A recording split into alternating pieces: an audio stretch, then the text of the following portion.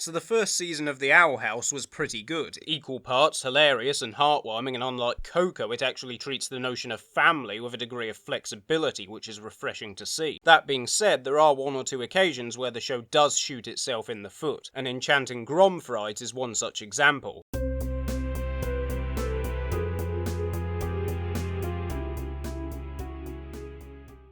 The episode centres around the theme of facing your fears, and it's nice how cohesive everything feels in that respect, with the A story, B story, and the subplot with King that's mostly played for throwaway comic relief all tying into the overall theme in some way. As a side note here, the humour is on top form. I particularly like the non-specific local sports team pandering gag. Grom never really feels like a serious threat that can't be defeated as much as Amity keeps yammering on about how you need to take this seriously, but that's okay, the stakes don't need to be super high with this one, because it's really all about the more personal conflict of Luce having to face her fear of explaining herself to her mum, as well as her insecurities about letting down Ida and being seen as fragile, all of which is just as engrossing to watch as any world-ending threat. However, we're going to be focusing more on the B story in this review, since although it gets less overall attention, being the B story, it effectively hijacks the A story in the third act when Amity sweeps in to resolve the main conflict, at least on a superficial functional level, as Luce is still left struggling with her insecurities and inability to face her mum. But what that means is if the payoff to the B story has no dramatic weight to it, you end up with something that comes across like a deus ex machina, and unfortunately that's exactly what happens here. But to really appreciate why that is the case, we're gonna need a bit of wider context, specifically to do with LGBT representation in media. Now, if you're going to be writing a gay couple in a story, then one thing you should understand is that gay relationships function just the same as straight relationships do. Well, I mean, straight relationships are more prone to communication breakdown due to the whole binaried social segregation of gender, but in any healthy relationship the dynamic is basically the same. And that also goes for if one or more of the characters is trans, non-binary, asexual, and so on. So writing LGBT relationships is easy, you just treat them exactly the same as you would any other relationship. But don't take my word for it, here's a lesbian trans woman explaining just how easy it is. Writing gay relationships is the single easiest thing in the world to do,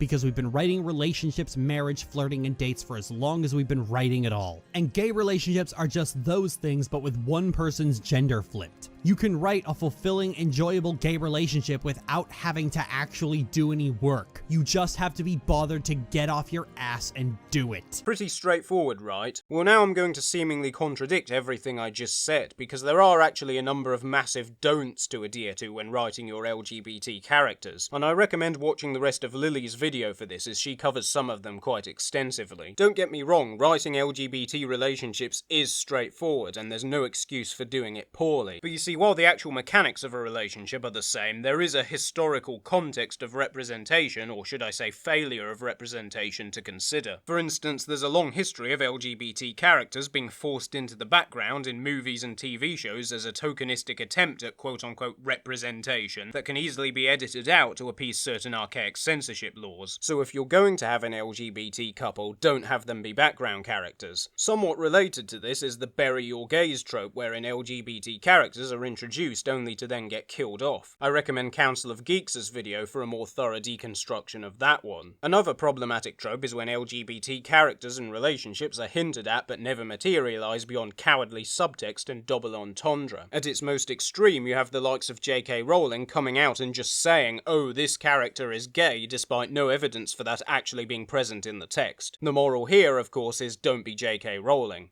That's not specific to the subject of representation, that's just good advice in general. You may remember we touched on this trope when discussing 13 and Yaz's relationship in Doctor Who, and how it perpetuates the culture of don't ask, don't tell. Well, the reason I bring it up again is it's a variation of the trope which is present in the Owl House, and that brings us back to why Enchanting Grom Fright doesn't work. The theme of rejection is a good one for a kids show to explore, as it's something all of us have to learn to deal with sooner or later in life, whether it's a dream job or a romantic interest, as in the case of Amity. It's never easy, but in the end it's something you've just got to be prepared for. The trouble is, this episode has conflicting aims with itself. On the one hand, it's telling a story about rejection, and on the other hand, it's trying to keep up the whole mystery surrounding Amity being attracted to Luce, which is only properly revealed at the very end of the episode. And what this means is we don't get any insight into Amity's internal conflict at any point until after the conflict is resolved, and significantly, we don't get to see the apparition of Luce tearing covering up Amity's prom invitation from her perspective, which was really necessary in order for this conclusion to have any weight or impact. Without it, the resolution ultimately just feels kind of hollow. Now, admittedly, if you'd been paying attention to all of the little hints, you had probably already deduced that it was loose by this stage, but that just raises the question of why the episode is being so cryptic and evasive at this point in the series when there's really no need for it. Amity has a crush on Luce, just come out and say it, it's not hard. And here's an idea, how about let's have them actually get together? It doesn't matter how cute and adorable Amity is in Wing It Like Witches, the fact that the show has spent an entire series dilly-dallying around, and at the expense of its own storytelling, you automatically lose points for doing that. And while I'll give the Owl House some credit for at least making it explicitly clear Amity is attracted to Luce, if these characters don't get together in the next series, it will all be worth nothing. Like we said with Doctor Who, it's time to act now.